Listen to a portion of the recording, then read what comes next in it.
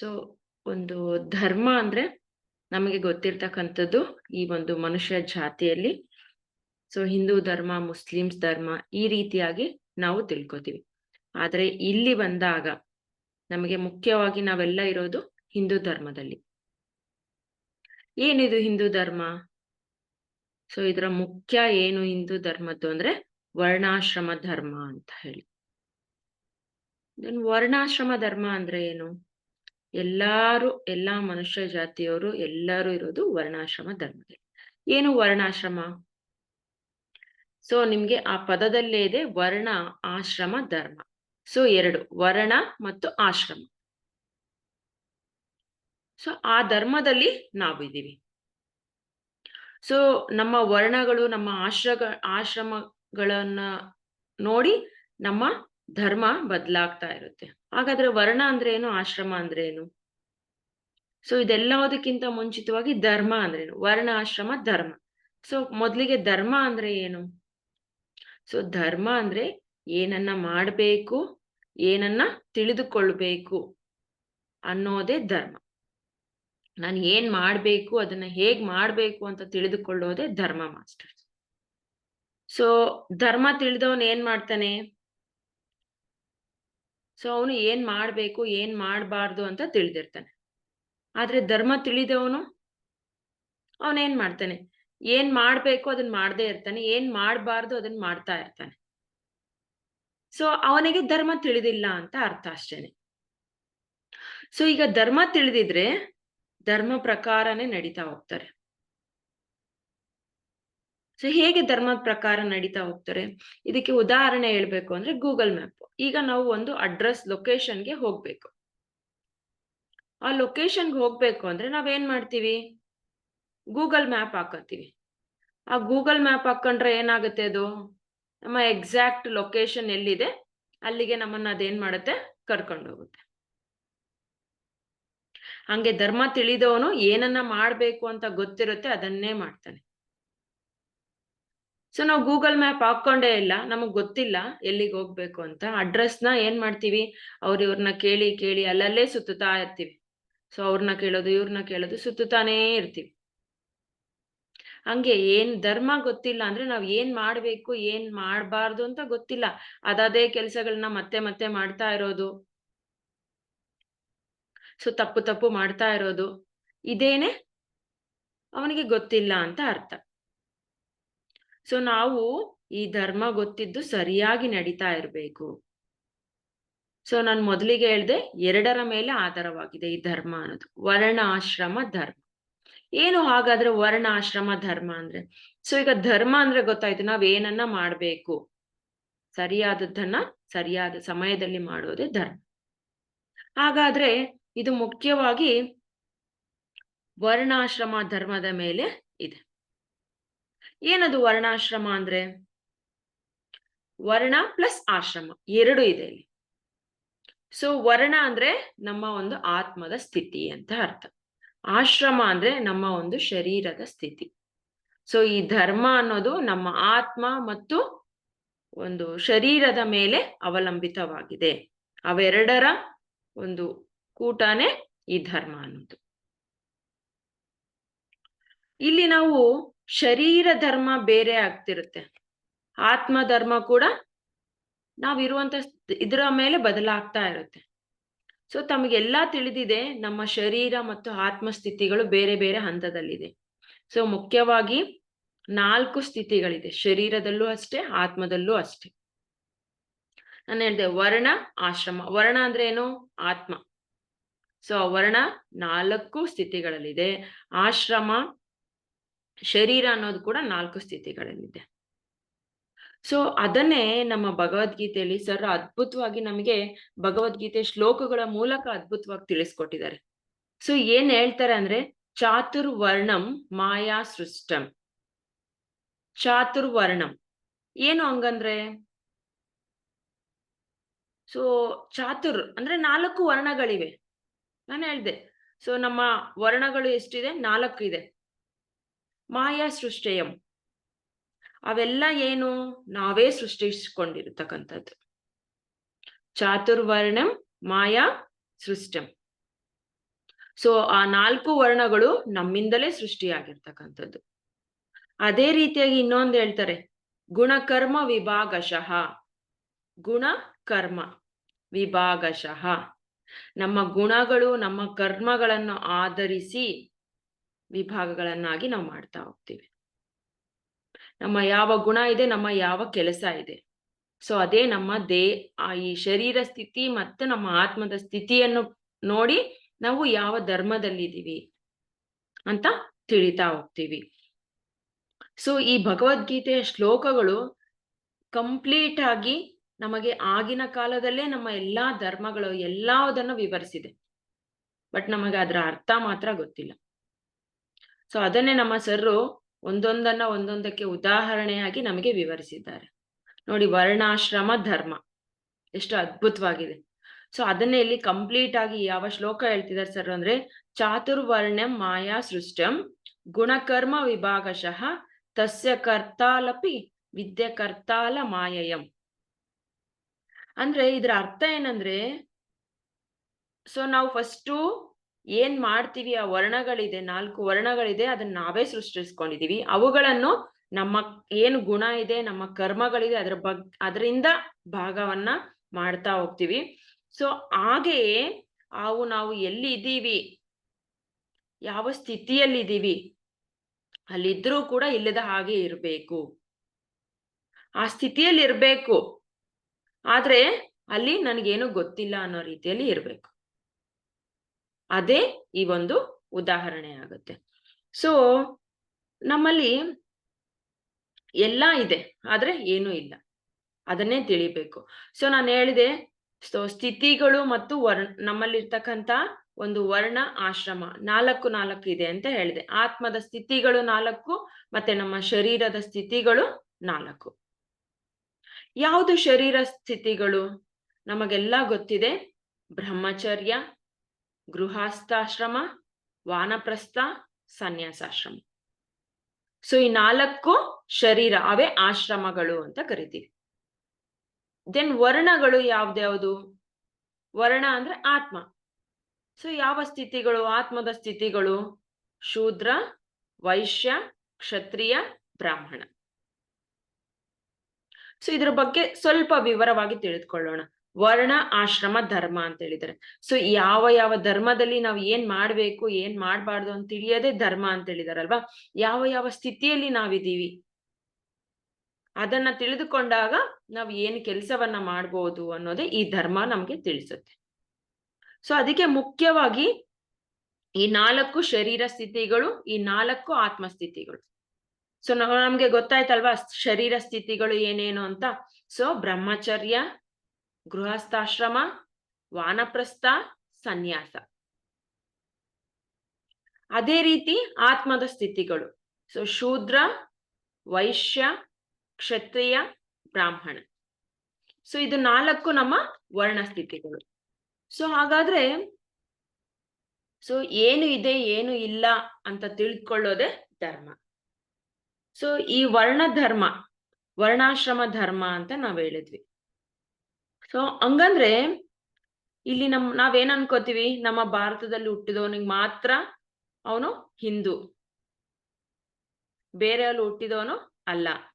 So ಅದು ನಮ್ಮ ತಪ್ಪು ಕಲ್ಪನೆ. ಅದನ್ನೇ ನಮ್ಮ ಪತ್ರಿ ಸರ್ ಹೇಳ್ತಾರೆ, ಭಾರತದಲ್ಲಿ ಹುಟ್ಟಿದವನು ಮಾತ್ರ ಹಿಂದೂ ಅಲ್ಲ, ಯಾರು ಅದನ್ನ ಆಚರಣೆಗೆ ತರ್ತಾನೋ ಅವನೇ ನಿಜವಾದ ವರ್ಣಾಶ್ರಮ ಧರ್ಮ ಪಾಲಿಸ್ತಾ ಇದ್ದಾನೆ ಅಂತ ಅರ್ಥ. ಸೊ ಇವಾಗ ನಮಗೆ ಧ್ಯಾನ ಗೊತ್ತಿದೆ, ನೀವು ಧ್ಯಾನ ತಿಳಿದ ತಕ್ಷಣ ನೀವು ಬ್ರಹ್ಮರ್ಷಿ ಆಗ್ತೀರಾ? ಅದನ್ನ ಆಚರಣೆಗೆ ತಂದು ಸೊ ಬೇರೆಯವರಿಗೆ ಮಾದರಿ ಆಗೋದು, ಅಂದ್ರೆ ಅವರಿಗೆ ಬೆಳಕಾಗದಾಗ ಮಾತ್ರ ಬ್ರಹ್ಮರ್ಷಿ ಆಗ್ತೀರಿ. ಇದಕ್ಕೆ ಉದಾಹರಣೆ ನಮ್ಮ ಗುರುಗಳು. ಸೊ ಅವ್ರು ಧ್ಯಾನ ಕಲ್ತ್ರು, ಅವರೇ ಕೂತ್ಕೊಳ್ಳಿಲ್ಲ ಸುಮ್ನೆ ನಾನ್ ಕಲ್ತಿದ್ದೀನಿ ನಾನ್ ಮಾಡೋಣ ಅಂತ. ಅದನ್ನ ಎಷ್ಟೋ ಕೋಟಿಗಟ್ಲೆ ಜನಕ್ಕೆ ಬೆಳಕಾಗಿ ನಿಂತ್ರು, ಅದರಿಂದ ಏನಾಗುತ್ತೆ ಅಂತ ತೋರಿಸಿದ್ರು. ಅವರು ಒಬ್ಬ ಬ್ರಹ್ಮರ್ಷಿ ಆದ್ರು. ಆ ರೀತಿಯಲ್ಲಿ ಸೊ ನಾವು ಭಾರತದಲ್ಲಿ ಹುಟ್ಟಿದಾಗ ಮಾತ್ರ ಹಿಂದೂ ಆಗಲ್ಲ. ಯಾರು ಈ ಒಂದು ಧರ್ಮವನ್ನ ಪಾಲನೆ, ಅಭ್ಯಾಸ, ಆಚರಣೆಯಲ್ಲಿ ಮಾಡ್ತಾರೆ ಅವರು ಮಾತ್ರ ಹಿಂದೂ, ಅವರೇ ವರ್ಣಾಶ್ರಮ ಧರ್ಮ, ಅವರೇ ಹಿಂದೂ ನಿಜವಾದದ್ದು. ಸೊ ನಮಗೆ ನಾನು ಹೇಳಿದೆ ಈ ವರ್ಣಾಶ್ರಮದಲ್ಲಿ 4 ಸ್ಥಿತಿಗಳು, ಆಶ್ರಮಗಳು. ಫಸ್ಟ್ ಈ ಆಶ್ರಮಗಳ ಬಗ್ಗೆ ನಾವು ತಿಳಿದುಕೊಳ್ಳೋಣ. ಸೊ ಯಾವ 4? ಶೂದ್ರ, ವೈಶ್ಯ, ಕ್ಷತ್ರಿಯ, ಬ್ರಾಹ್ಮಣ. ಶೂದ್ರ ಅಂದ್ರೆ ಸೊ ನಾವು ತಿಳ್ಕೊಳ್ಳೋದು ನಮ್ಮ ಬುದ್ಧಿ ಮಟ್ಟದಲ್ಲಿ ನಾವೇನಂತೀವಿ, ಅದು ಕೆಳ. ಸೊ ಶೂದ್ರ ಅಂದ್ರೆ ಅದು ಶರೀರ ಮಾತ್ರ ಅಂದುಕೊಳ್ಳೋದು. ವೈಶ್ಯ ಅಂದ್ರೆ ನಾನು ಶರೀರ ಮತ್ತು ಮನಸ್ಸು ಅಂತ ತಿಳಿದುಕೊಳ್ಳೋದು. ಸೊ ಕ್ಷತ್ರಿಯ ಅಂದ್ರೆ ಶರೀರ ಮನಸ್ಸು ಅಲ್ಲದೆ ನನ್ನ ಬುದ್ಧಿ ಕೂಡ ಇದೆ ಅಂತ ತಿಳಿದುಕೊಳ್ಳೋದು. ಕೊನೆಯದು ಬ್ರಾಹ್ಮಣ. ದೇಹ ಮನಸ್ಸು ಬುದ್ಧಿ ಅಲ್ಲದೆ ಇನ್ನೇನೋ ಇದೆ, ಅದು ನಾನು ಆತ್ಮ ಅಂತ ತಿಳಿದುಕೊಳ್ಳೋದೇ ಬ್ರಾಹ್ಮಣ. ಸೊ ಇಲ್ಲಿ 4 ರೀತಿಯ ವಿಧವಾದಂತಹ ಮನುಷ್ಯರಿದ್ದಾರೆ. ಸೊ ಅದೇ ಈ 4 ಸ್ಥಿತಿಗಳು. ನಾನ್ ದೇಹ ಅಂತ, ನನ್ ದೇಹ ಮನಸ್ಸು ಅಂತ, ದೇಹ ಮನಸ್ಸು ಬುದ್ಧಿ ಅಂತ, ಕೊನೆಯದಾಗಿ ಇದ್ಯಾವುದೂ ಅಲ್ಲ ನಾನು ಆತ್ಮ ಪದಾರ್ಥ ಅಂತ ತಿಳಿದುಕೊಂಡು ಜೀವಿಸುವವರು ನಮ್ಮ ಈ ಪ್ರಪಂಚದಲ್ಲಿದ್ದಾರೆ. ಅದೇ ಕೊನೆಯದು. ಸೊ ನಾವೆಲ್ಲರೂ ಇದು ದೇಹ ಮನಸ್ಸು ಆತ್ಮ ಅಲ್ಲ, ನಾವು ದೇಹ ಮನಸ್ಸು ಬುದ್ಧಿ ಅಲ್ಲ, ಆತ್ಮ ಅನ್ನೋ ಸ್ಥಿತಿಯಲ್ಲಿ ನಾವೆಲ್ಲ ಜೀವಿಸ್ತಾ ಇದ್ದೀವಿ.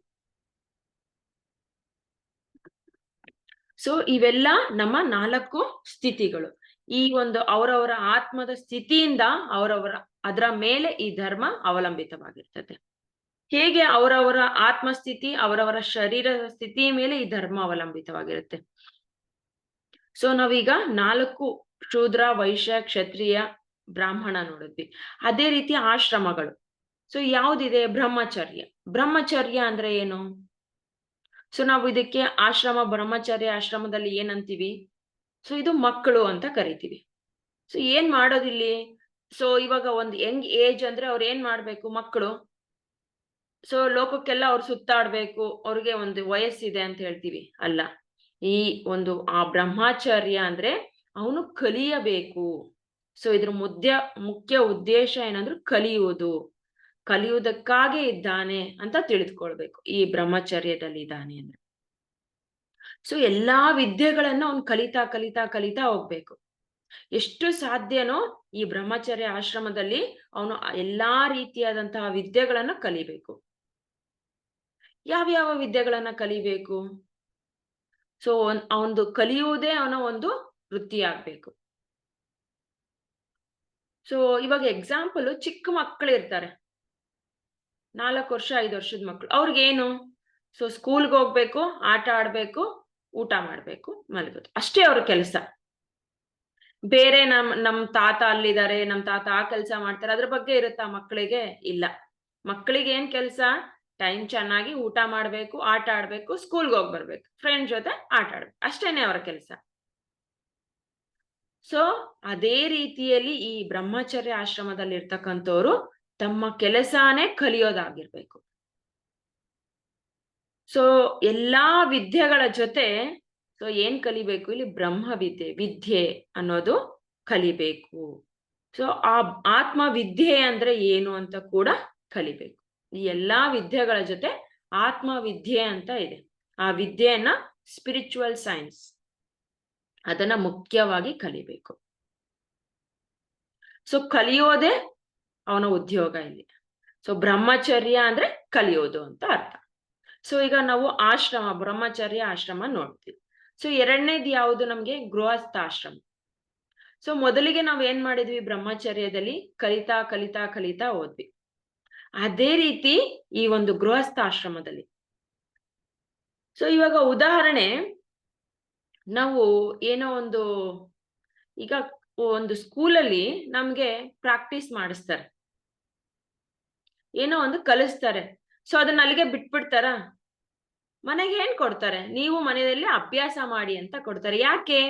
ನಾವು ಅದರಲ್ಲಿ ಪರಿಪೂರ್ಣರಾಗ್ಬೇಕು, ಪಕ್ವರಾಗ್ಬೇಕು ಅಂತ ನಮಗೆ ಹೋಮ್ವರ್ಕ್ ಕೊಡ್ತಾರೆ ಮಕ್ಕಳಿಗೆ. ಮಕ್ಕಳು ಅಲ್ಲಿ ಮಾಡಿ ಬರ್ತಾರೆ, ಅದನ್ನ ಮನೆಗೆ ಯಾಕೆ ಕೊಡ್ತಾರೆ? ಪಕ್ವರಾಗ್ಬೇಕು, ಅಭ್ಯಾಸ.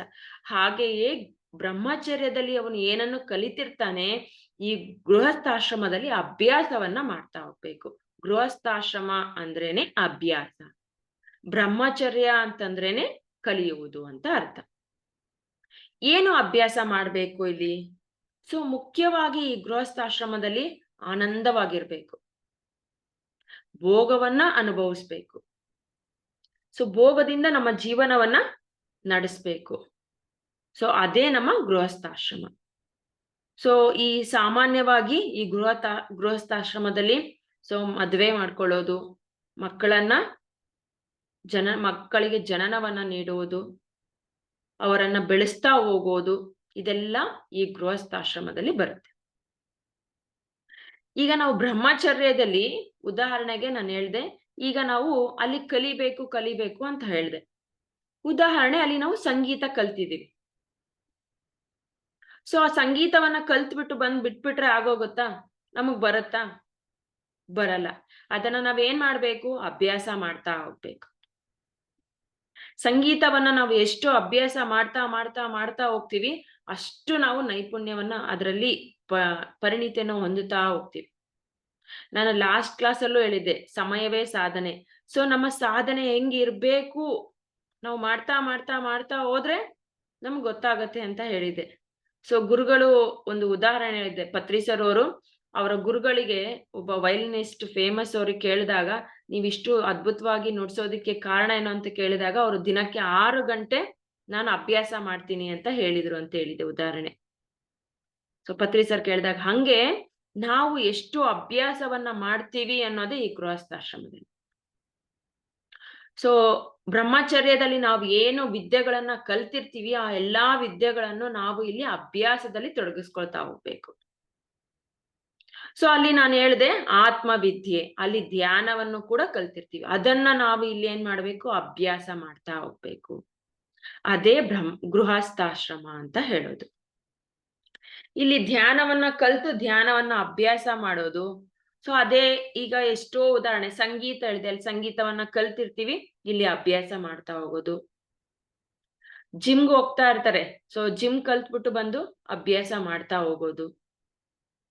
ಹೀಗೆ ಎಲ್ಲವನ್ನ ನಮ್ಮ ಜೀವನದಲ್ಲಿ ಬರ್ತಕ್ಕಂಥ ಪ್ರತಿಯೊಂದನ್ನ ನಾವು ಆನಂದಿಸ್ತಾ ಹೋಗೋದು. ಅಭ್ಯಾಸದ ಜೊತೆ ಆನಂದ, ವೈಭೋಗ ಒಂದು ಈ ಗೃಹಸ್ಥಾಶ್ರಮದಲ್ಲಿ ಇರುತ್ತೆ.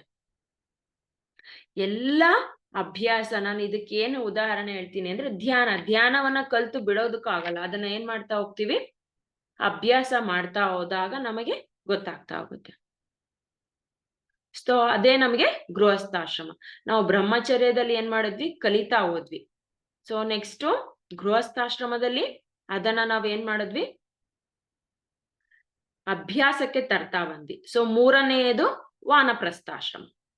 ಏನು ಇದು ವಾನಪ್ರಸ್ಥಾಶ್ರಮ ಅಂದ್ರೆ? ಸೊ ನಾನು ಅಲ್ಲಿ ಹೇಳ್ದೆ, ಸೊ ನಮಗೆ ಒಂದು ಎಂಜಾಯ್ಮೆಂಟ್, ಆನಂದ, ವೈಭೋಗ ಎಲ್ಲ ಇರುತ್ತೆ ಅಂತ. ಮೊದಲನೇದು ಎಲ್ಲವನ್ನ ತೊರೆದು ಫಸ್ಟ್ ಕಲಿಯೋದು. 2ನೇದ್ರಲ್ಲಿ ವೈಭೋಗದ ಜೊತೆ ಅಭ್ಯಾಸವನ್ನ ರೂಢಿಸ್ಕೊಳ್ಳೋದು.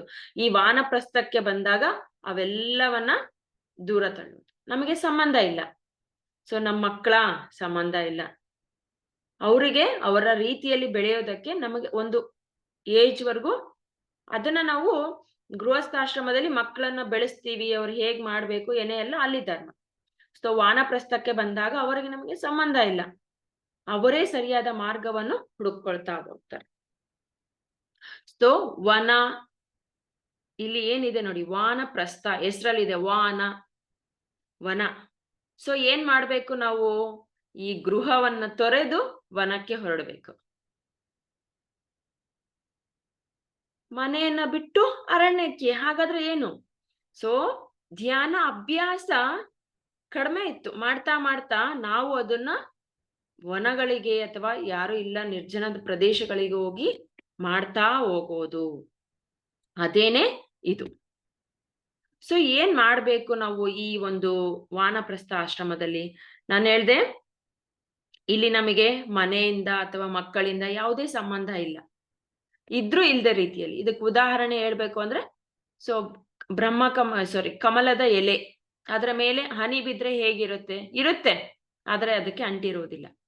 ಹಾಗೆ ನಾವು ಕುಟುಂಬದಲ್ಲಿ ಇರಬೇಕು, ನಮ್ಮ ಧರ್ಮಗಳನ್ನು ಮಾಡಬೇಕು, ಆದರೆ ನಮಗೆ ಅದು ಸಂಬಂಧ ಇಲ್ಲ. ಅದೇ ವಾನಪ್ರಸ್ಥ ಆಶ್ರಮ. ಸೊ ನಾವು ಮೊದಲು ಕಲ್ತಿದ್ವಿ, ಅದನ್ನ ಅಭ್ಯಾಸ ಮಾಡ್ತಾ ಇದ್ವಿ. ಈ ಪ್ರಸ್ಥದಲ್ಲಿ ಅಭ್ಯಾಸದಿಂದ ತಪಸ್ಸಾಗಿ ಬದಲಾಗ್ಬೇಕು. ಅದೇ ನಮಗೆ ಹೇಳೋದು ಗೃಹದಿಂದ ವನಕ್ಕೆ ಹೋಗಿ ಅಂತ. ಮನೆ ಬಿಟ್ಟು ಅರಣ್ಯಕ್ಕೆ ಯಾಕೆ ಹೋಗ್ಬೇಕು? ಸಾಮಾನ್ಯವಾಗಿ ಅಭ್ಯಾಸವನ್ನ ಮನೆಯಲ್ಲಿ ಎಲ್ಲರ ಜೊತೆ ಇದ್ದು ಮಾಡ್ತಾ ಇದ್ವಿ. ಈಗ ಇದೆಲ್ಲವನ್ನ ತೊರೆದು, ಸೊ ಇಲ್ಲಿ ಮನೆಯಲ್ಲಿದ್ರು ಕೂಡ ಮನೆಯಲ್ಲೇ ನೀವು ಮನೆಯನ್ನೇ ಅರಣ್ಯ ಮಾಡ್ಕೊಂಡು ವನವನ್ನಾಗಿ ಮಾಡ್ಕೊಂಡು ತಪಸ್ಸನ್ನ ಮಾಡ್ತಾ ಹೋಗಿ. ಅಂದ್ರೆ ಹೆಚ್ಚು ಹೆಚ್ಚು ಹೆಚ್ಚು ಗಂಟೆ ಧ್ಯಾನ ಮಾಡ್ತಾ ಹೋಗೋದೇ ಈ ಒಂದು ವಾನಪ್ರಸ್ಥ ಆಶ್ರಮದ ಮುಖ್ಯ. ಸೊ ಏತಕ್ಕಾಗಿ ನಾವು ಅರಣ್ಯಕ್ಕೆ ಹೋಗ್ಬೇಕು? ತಪಸ್ಸಿಗಾಗಿ. ಸೊ ಈ ಏನು ವಾನಪ್ರಸ್ಥ ಆಶ್ರಮದಲ್ಲಿ ಧ್ಯಾನ ಅನ್ನೋದು ಅಭ್ಯಾಸದಿಂದ ತಪಸ್ಸಾಗಿ ನಮ್ಗೆ ಬದಲಾಗ್ಬೇಕು. ಅದೇ ನಮ್ಮ ಮುಖ್ಯ ಇಲ್ಲಿ. ಸೊ ಅದಕ್ಕೆ ನಾವು ಮೊದಲು ಕಲಿಯಬೇಕು, ಅಭ್ಯಾಸ ಮಾಡಬೇಕು, ಅಭ್ಯಾಸದಿಂದ ತಪಸ್ಸಾಗಿ ಮಾಡುವುದೇ ವಾನಪ್ರಸ್ಥ. ಸೊ ಕೊನೆಯದು ಯಾವುದು? ಸನ್ಯಾಸಾಶ್ರಮ. ಈ 4ನೇ ಆಶ್ರಮ ಸನ್ಯಾಸಾಶ್ರಮ. ಏನಿದು ಸನ್ಯಾಸಾಶ್ರಮ? ಸೊ ಅಲ್ಲಿ ನಾವು ಆಲ್ರೆಡಿ ಎಲ್ಲಾನು ಬಿಟ್ಟಿದೀವಿ. ಇಲ್ಲಿ ಇನ್ನೇನಾಗ್ಬೇಕು? ಸೊ ಮಕ್ಕಳಿಂದ, ಕುಟುಂಬದಿಂದ ಬೇರೆ ಇರ್ತೀವಿ. ಇಲ್ಲಿ ನನ್ನ ಹೆಂಡತಿ, ಸೊ ನನ್ನ ಗಂಡ ಇಬ್ರು ಏನಾಗ್ಬೇಕು? ಎಲ್ಲರೂ ಈ ಕುಟುಂಬದಲ್ಲಿರ್ತಕ್ಕಂಥವ್ರು ಬೇರೆ ಬೇರೆಯಾಗಿ ಪ್ರಪಂಚವೆಲ್ಲ ಸುತ್ತಬೇಕು. ಪ್ರಪಂಚ ಎಲ್ಲ ಸುತ್ತಿ ಏನ್ ಮಾಡ್ಬೇಕು? ಅವರವರೇ ಸುತ್ತುತ್ತಾ ಇರ್ಬೇಕು. ಸುತ್ತಿ ಏನ್ ಮಾಡ್ಬೇಕು? ಬ್ರಹ್ಮಚರ್ಯದಲ್ಲಿರೋರ್ಗೆ ಏನ್ ಹೇಳ್ಕೊಡ್ಬೇಕು? ವಿದ್ಯೆಗಳನ್ನ ಕಲಿಸ್ತಾ ಹೋಗ್ಬೇಕು. ಈ ಸನ್ಯಾಸಾಶ್ರಮದಲ್ಲಿ ಇರ್ತಕ್ಕಂಥವ್ರು ಏನ್ ಮಾಡ್ಬೇಕು ಅಂದ್ರೆ ಈ ಪ್ರಪಂಚವನ್ನೆಲ್ಲ ಸುತ್ತಬೇಕು. ಸುತ್ತಿ ಏನ್ ಮಾಡ್ಬೇಕು? ಯಾರ್ಯಾರಿಗೆ ಏನೇನ್ ಕೆಲಸವನ್ನ ಮಾಡಿಸ್ಬೇಕು ಅದನ್ನ ಮಾಡಿಸ್ತಾ ಹೋಗೋದೇ ಈ ಸನ್ಯಾಸಾಶ್ರಮ. ಸೊ ಈ ಒಂದು ಯಾರು ಮೊದಲು ಈ ಒಂದು ಬ್ರಹ್ಮಚರ್ಯ ಅಲ್ಲಿರೋರ್ಗೆ ಏನ್ ಮಾಡ್ಬೇಕು? ಯಾವ್ಯಾವ ವಿದ್ಯೆಗಳು ಏನೇನಿದೆ ಅದನ್ನ ಕಲಿಸ್ತಾ ಹೋಗ್ಬೇಕು. ಅದಾದ ನಂತರ ಗೃಹಸ್ಥಾಶ್ರಮದಲ್ಲಿರೋರ್ಗೆ ಏನೇನ್ ಸೂಚನೆಗಳನ್ನ ಕೊಡ್ಬೇಕು, ಆ ಸೂಚನೆಗಳು ಹೇಗೆ ಅವರು ಅದನ್ನ ಫಾಲೋ ಮಾಡ್ಬೇಕು ಅನ್ನೋದನ್ನ ಇವ್ರು ತಿಳಿಸ್ತಾ ಹೋಗ್ಬೇಕು. ಸೊ ಅದಾದ ನಂತರ ವಾನಪ್ರಸ್ಥದಲ್ಲಿ, ಸೊ ವಾನಪ್ರಸ್ಥದಲ್ಲಿರೋರ್ಗೆ ತಪಸ್ಸು ಅಂದ್ರೆ ಏನು, ಅದು ಹೇಗ್ ಮಾಡ್ಬೇಕು, ತಪಸ್ಸು ಅಂದ್ರೆ ಹೇಗಿರ್ಬೇಕು ಅನ್ನೋದನ್ನ ತಿಳಿಸ್ಬೇಕು. ಸೊ ಈ ರೀತಿಯಾಗಿ ಅವರು ಬ್ರಹ್ಮಚರ್ಯದಲ್ಲಿರೋರ್ಗೆ ವಿದ್ಯೆಗಳನ್ನ, ಸೊ ಗೃಹಸ್ಥಾಶ್ರಮದಲ್ಲಿರೋರಿಗೆ ಏನ್ ಮಾಡ್ಬೇಕು ಅನ್ನೋ ಸೂಚನೆಗಳನ್ನ, ವಾನಪ್ರಸ್ಥದಲ್ಲಿರೋರ್ಗೆ ಹೇಗೆ ತಪಸ್ಸು ಅಂದ್ರೆ ಹೇಗಿರ್ಬೇಕು ಇವೆಲ್ಲವನ್ನ ಕೊಡುತ್ತಾ ಅವ್ರು ಏನ್ ಮಾಡ್ಬೇಕು ಅಂದ್ರೆ ಸನ್ಯಾಸಿಗಳ ತರ ಸುತ್ತುತ್ತಾ ಇರ್ಬೇಕು. ಅವರ ಕೊನೆ ಉಸಿರಿರೋವರೆಗೂ ಅವರು ಸುತ್ತಿ ಪ್ರಚಾರ ಮಾಡೋದು.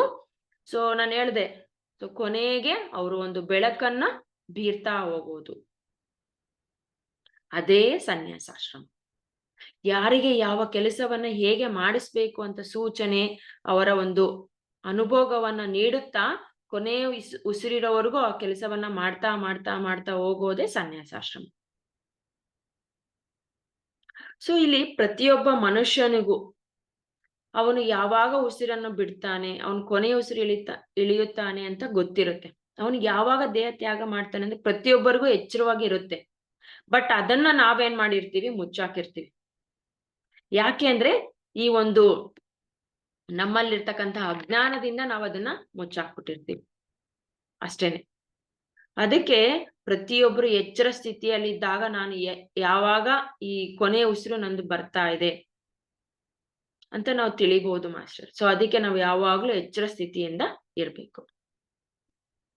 ಸೊ ಇವಾಗ ನಾವು ಇಷ್ಟು ನೋಡಿದ್ವಿ.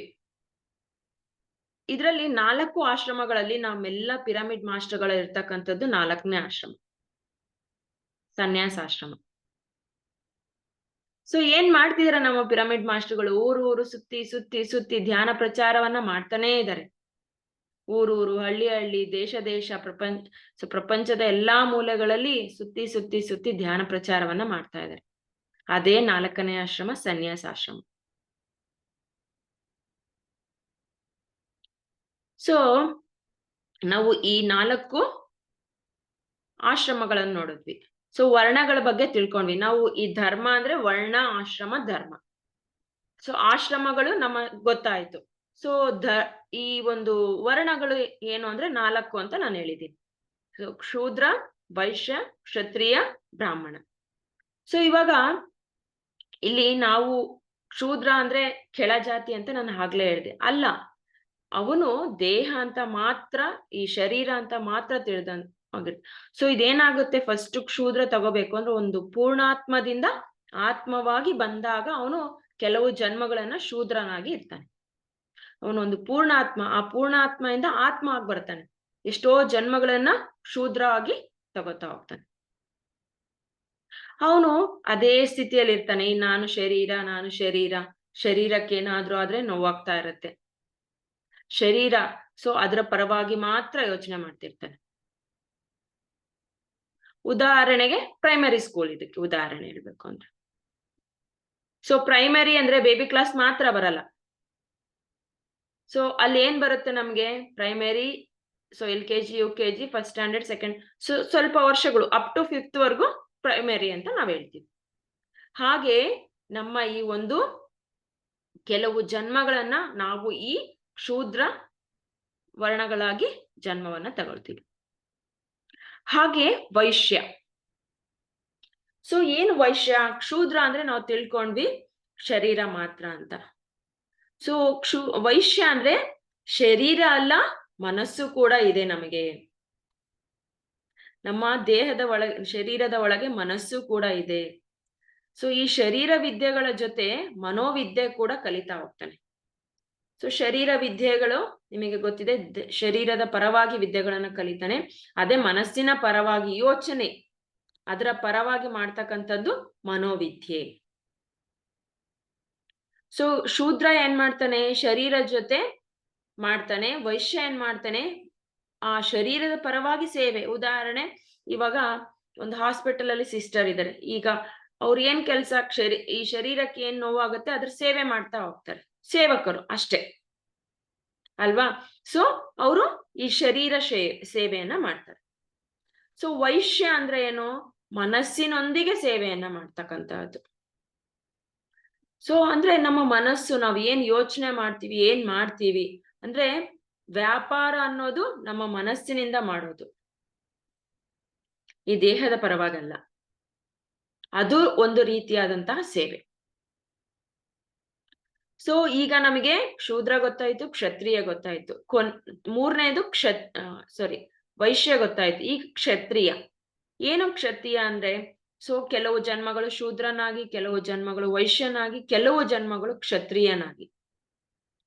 ಸೊ ಆಗ ನಮಗೆ ತಿಳಿಯುತ್ತೆ, ಈ ದೇಹ ಅಲ್ಲ, ಮನಸ್ಸು ಅಲ್ಲ, ನನ್ನಲ್ಲಿ ಬುದ್ಧಿ ಇದೆ, ನಾನು ಏನ್ ಮಾಡ್ಬೇಕು, ಏನ್ ಮಾಡ್ಬಾರ್ದು ಅಂತ ತಿಳಿತಾ ಹೋಗುತ್ತೆ. ಯಾವಾಗ ನಾವು ಮನಸ್ಸಿನ ಜೊತೆ ಇರ್ತೀವಿ, ಆ ಮನಸ್ಸಿನ ಜೊತೆ ಇದ್ದಾಗ ನಮ್ಗೆ ತಿಳಿಯೋದಿಲ್ಲ. ಸೊ ನಮ್ಗೆ ಏನ್ ಕಾಣ್ತಾ ಇರುತ್ತೆ ಮಾಡ್ತಾ ಹೋಗ್ತೀವಿ. ಆದ್ರೆ ನಮ್ಮ ಬುದ್ಧಿಯ ಜೊತೆ ಇದ್ದಾಗ ನಾವು ಏನನ್ನ ಮಾಡ್ಬೇಕು, ಯಾವಾಗ ಆ ಕೆಲಸವನ್ನ ಮಾಡ್ಬೇಕು ಅಂತ ತಿಳಿತಾ ಹೋಗ್ತೀವಿ. ಅದೇ ಕ್ಷತ್ರಿಯ. ಸೊ ಅಲ್ಲಿ ನಮ್ಮ ಜೊತೆ ಬುದ್ಧಿ ಇರುತ್ತೆ, ಯಾವುದು ಸರಿ ಯಾವುದು ತಪ್ಪು ಅಂತ ತಿಳಿತಾ ಹೋಗ್ತೀವಿ.